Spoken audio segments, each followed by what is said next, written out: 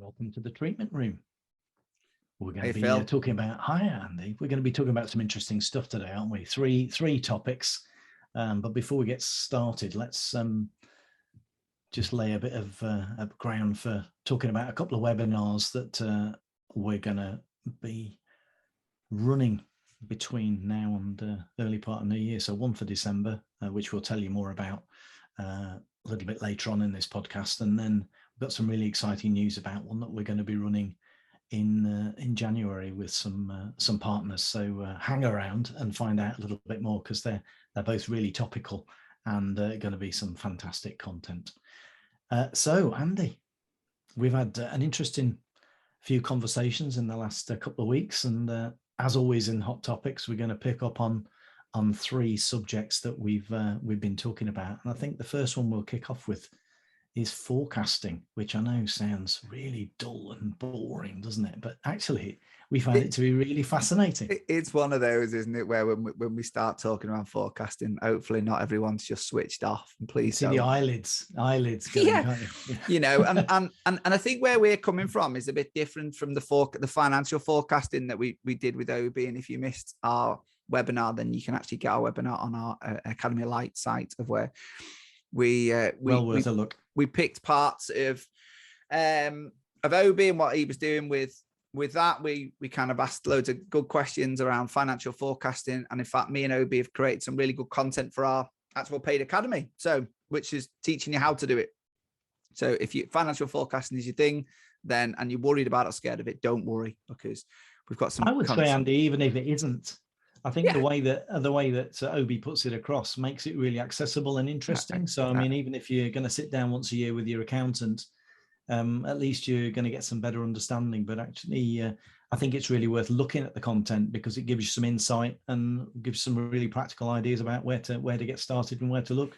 Totally agree. And the way we've actually created it, Phil, is it goes on a bit of a journey. So we talk about all the jargon first, because that's the first thing, is what on earth do all these words mean? That's the off-putting, but mainly, then, isn't it? Yeah. And then it's the understanding it. So our version on forecasting then. So we're going to talk around. So we've had lots of conversations, I think, over, especially probably the last 6 months, of where, we've been very fortunate in two levels. We get to deal with therapy businesses that are ambitious and want to grow.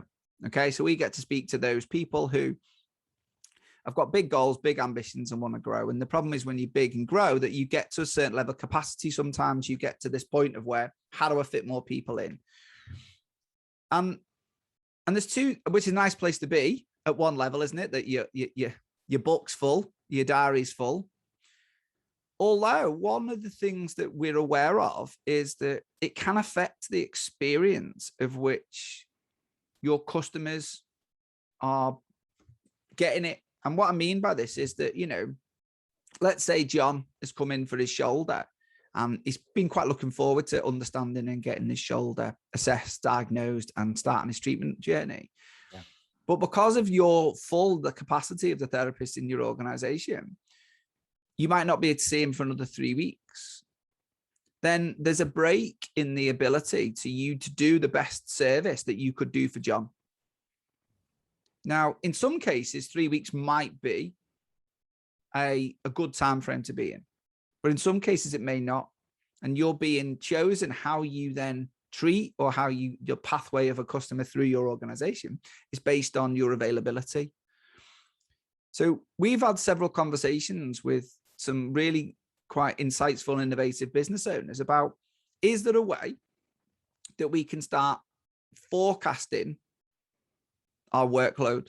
Is there a way that we can start forecasting the demand, so therefore we are smarter about when we maybe stop marketing? Let's not do any marketing for this month, because if we do any more marketing and we get more customers in, then it's going to affect how we deliver our customer service.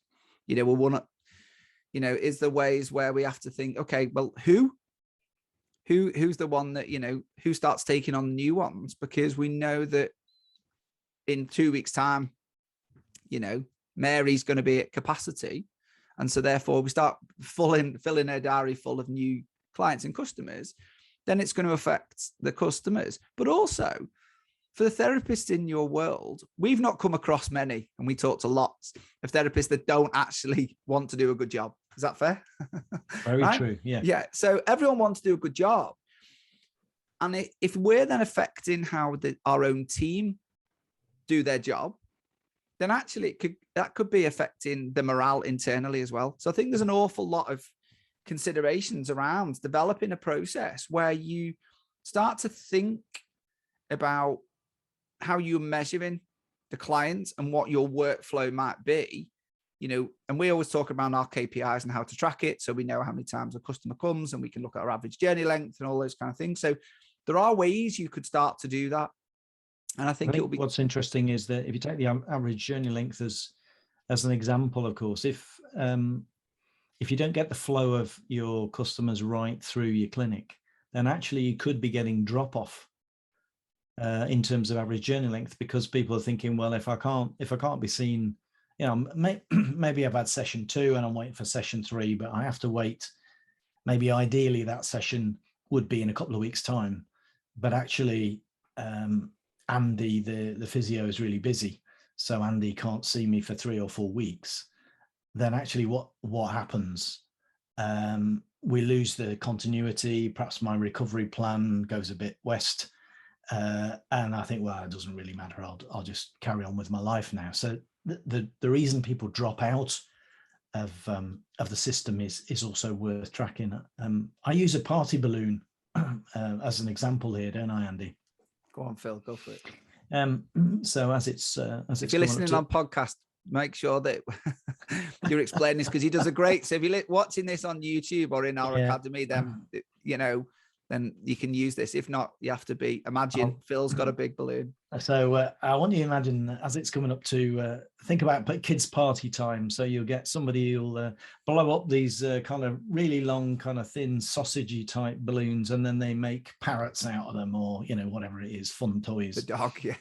A dog, yeah. So if you can kind of visualize that, maybe choose your color of balloon, color balloon of choice. But think about something that's maybe 1 meter long. And then imagine grabbing it, putting your fist around it and squeezing the air out of that balloon.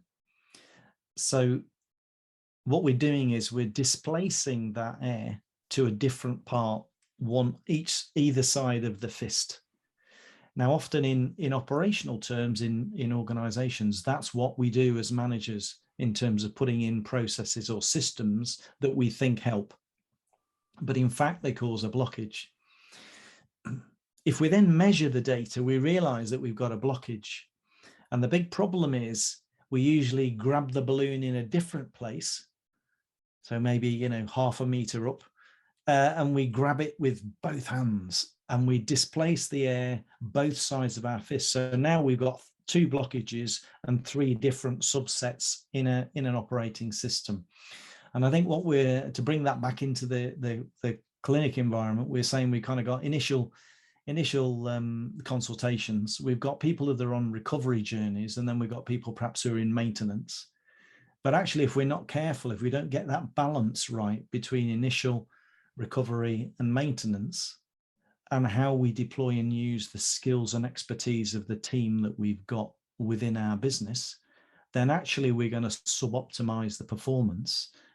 But more importantly, we're also going to run the risk of losing customer satisfaction and inhibiting, in clinical terms, I guess, inhibiting that recovery and maintenance journey, which I know is something that, each clinician is really passionate about. No, definitely. And I think that the reason why we highlight things like this is, for most people, I don't think they realize they're doing it. I think we're busy, we're happy, we're looking at it. And so therefore, what could be going wrong? It's only when you start to things drop off and you go, oh my God, well, what's happened? And like you've said there, is what we've actually been doing inadvertently is probably sticking other things in, other blockages in the process. And by the time we know it, there's 2 or 3, and then it becomes a bigger problem. Maybe we panic and we throw some money into marketing. We get loads of initial consultations. They all flood the front of the system. The system can't cope. So we lose some of those initials, and we just paid money to try and get them. or we get them all through initial, but then we can't cope with them because we don't have the physical capacity or the resource capacity actually to manage that demand through to a successful end of point recovery and into maintenance. And for most businesses that we work with, I would say that, you know, they're always looking to try and find new customers and don't spend enough time looking at retaining them, you know, and that's that, you know, a retention customer is something you've already bought. Even if you've physically had to spend some money on a Google ad or a Facebook ad, or you've had to put time, effort, and energy, or time in building your reputation, either somewhere you have put some effort in to get that client into your organization. So make sure that you are doing you and them the best service you possibly can. I think when I touched on emotion and busy. I think if it's moving on to the next point, and I'm going to come across from a therapy point of view, which could be controversial. So if it is, then challenge me. I'd love to hear from you. I think we're proper emotional beings, therapists. I think we come into this. The ones that I would say are great have, you know, normally really good emotional intelligence. They've got really good communication skills, really good empathetic skills. So we're a bit emotional, aren't we? When we then turn that into running our business emotionally and we run it on feel, I think that, you know, we see this an awful lot in a lot of small businesses, don't we? You know, we do. You know, and we see it in a lot of organizations that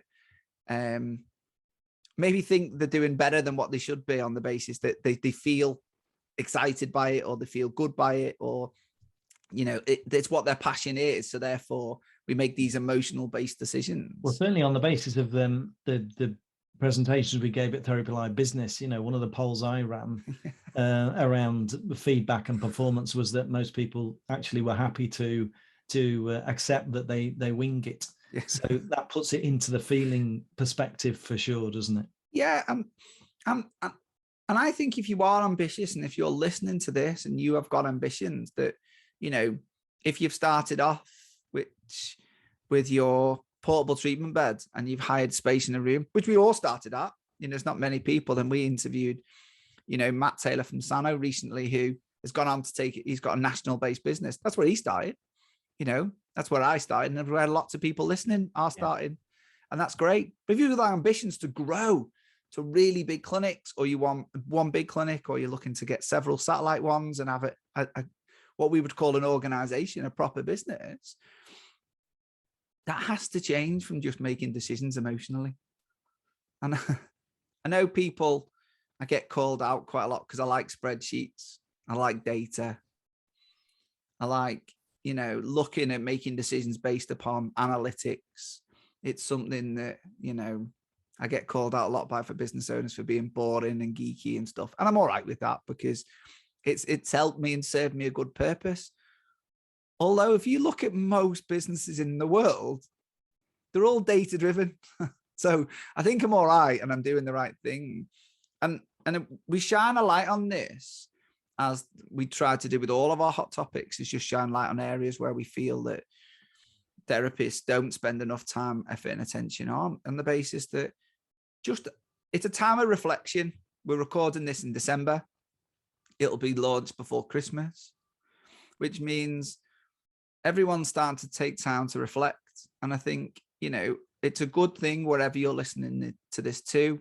If you're on a dog walk, washing the dishes in LA, for our LA listeners, love to hear from you. Come and get on the podcast.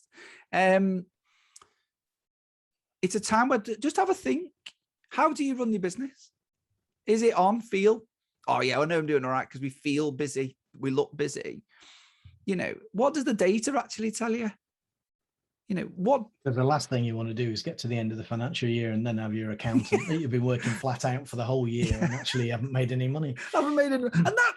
And this is the bit we're trying to avoid, isn't it? You know, we're not, you know, the reason why we have this podcast, the reason why me and Phil spend this time highlighting these things is, you know, we are so passionate about people making better informed decisions. So we, you know, the thought that somebody is waiting for their accountant to tell them how well they are performing as a business, well, it horrifies me. Because it's like you're going in blind, aren't you? You know. Yeah. And I think the balance to your comment about kind of the data versus feelings is inevitably Data doesn't make a decision. You know, True. you know, as entrepreneurs, as business owners, we still have to take the information. So the first thing is, are we recording it? The second thing is that data meaningful to us? Does it help us to make a decision? There's still always going to be options on the basis of what that information is telling us. So there's an instinct that goes with that, which in most cases is trial and error. And trial and error is okay. And that probably links us on to our third and final bit, which is about, you know, how do you aim? How high do you aim? And I guess my curiosity in life has always been here that, you know, our most education systems, certainly in the UK, if or the Western world, if not the globe, will always teach us to get the right answer. And there is a wrong answer. And if we get the wrong answer, then in some way we failed.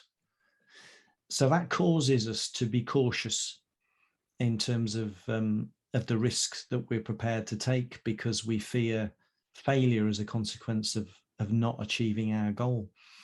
And that means that we're always going to sub-optimize our performance. We're never going to reach our potential as individuals or as businesses. And I use another little kind of analogy here of a conversation I had some years ago with the chief exec I used to work for.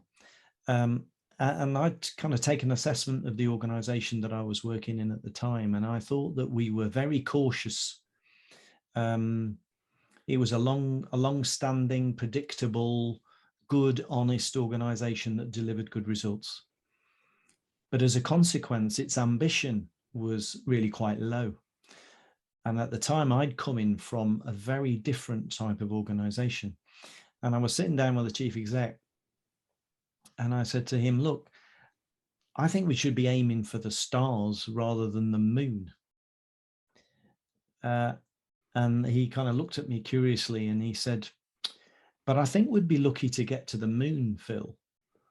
And I said, yeah, but the problem is, John, if we aim for the moon, we won't even get the rocket off the ground, because we're so fixed in our attitudes and our approach as an organization to do the things we've done in the way we've always done them, that if we don't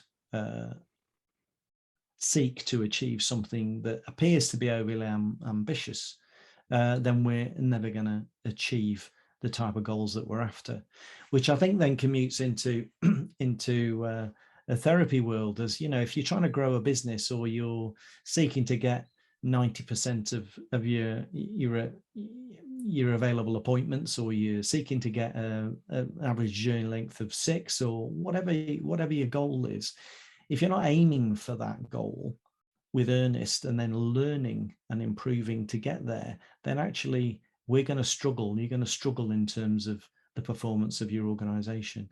And that seems to be a conversation that over the years I've had many times with people, just to encourage them to chill out, relax, and dream big, and then find the pathway to help them to develop and grow. And if you do end up hitting the moon rather than Venus, well, you know, fair play.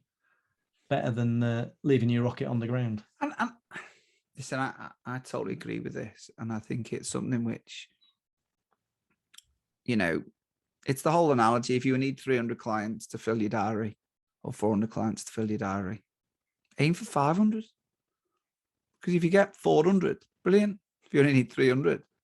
But if you aim for 300 and miss, then, you know, and we say this not from being one of those kind of things, oh yeah, we'll just go mad and come pick a number, random number, 1 million, right?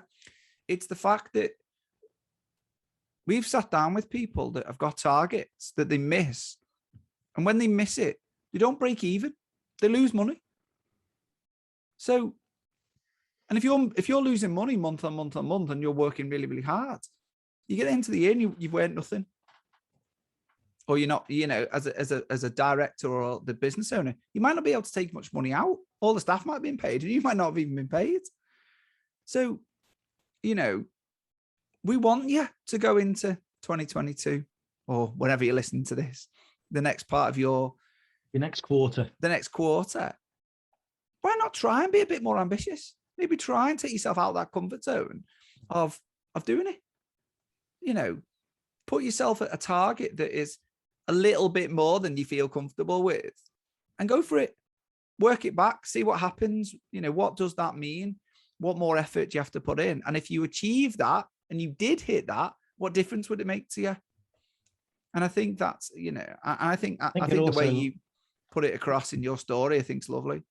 I think it links the three items that we talk about today together, Andy, doesn't it? Because if you have ambition and you set an aspiration for the stars, whatever that is, 500 appointments, then you're going to need data to help you to understand what the pattern of business looks like in terms of growth towards those 500 appointments. Now, it may be that in the space that you've got, your current operating space or the current resources you've got, actually you couldn't service 500. Yeah. But that's okay, because there's a point at which, because the data will tell you, you'll know when you're reaching maximum capacity. And then the question is, what does that mean? You need more space, or you need more therapists, and you kind of grow, because we're back to where we started around that customer journey expectation and actually understanding what a perfect flow, what a perfect customer journey would look like through your business. So it's linking ambition with some metrics and some basic data that help you to understand whether or not you're delivering a good end product to your clients. And as Andy said at the end there, the money comes from that. If we focus on the cash, then often we miss the real objective. Whereas if we focus on growing a client base, a successful client base that's really, really bought into who we are and what we do, then the money flows from that, which is far more powerful. So let's just move on to those exciting webinars, Andy, that we talked about at the start. We've got one coming up on the 15th of December. Yeah, with our friends at HCPG around compliance. So that's going to be something really, really good. Again, that can be a bit of an eye roller, can't it? Because you go, oh, compliance, it's a bit like forecasting, but actually we're going to take a view of a pragmatic view of compliance, but from the view of business and its impact on our clients. Yeah, so the title compliance, keeping your clients and your business safe, is our title for that, and I think that's the key thing, isn't it? It's looking at both parties. It's looking at, how do we keep the clients that we're in safe, but also how do we keep our business from our clients? So I think it's a really so that's the December one. That's going to be looking forward to that again. Yeah, and that should be good. So that's 7 o'clock on the 15th, and then something we're working on really live now for hopefully in January, which you were having a conversation with so the guys about yesterday. And it came from with the guys at Sales Geek. So obviously we've been working with them a while, and I've done some courses with them, and brilliant sales trainers. And we had Richard on one of our webinars. So again, if you have not seen that, get onto our Light in our academy. And that was a really engaging session. The feedback from that was fantastic. And then James, one of the directors, also was at Therapy Live, and absolutely brilliant. Talking around the science of persuasion and what that means, and just talking around people. And I can say from they're not salesy. They talk around humans. They talk around the psychology of how people think and how that then converts into sales and decision making, which is what we should be doing as therapists all the time when we're asking someone to do some boring exercises. So there's a lot of correlation, and what they're brilliant at doing is making those links. So they've actually reached out to us and were saying, would we like to do a session with them? And so, to be announced very soon in the new year, but we're going to be small cohorts. So we're going to have 12 or 15 places available, but it will be a proper good 3-hour session with these guys, which I can absolutely tell you personally would be, the value for money would be amazing, and they will really make you rethink your own sales strategy and the way you do and deliver your customer service. So really, really looking forward to that and getting that out there and promoted soon. So if you're interested in either of those or both of those webinars, then go to our regular Eventbrite site, look out on social media channels, and if you're already on a mailing list, then you'll also get a mailer. If you're not on a mailing list, then if you drop into the website, elevateyourclinic.com, just sign up through there, and we'd be happy to chat to you. We've also got the opportunity on that site to have a quick virtual coffee, to catch up, to have a listen or have a chat about what your current business issues are and what resources we've got that might help you. So bags to look at elevateyourclinic.com. So Andy, I think that wraps up this session of the treatment room hot topics. So until next time, see you soon. Take care.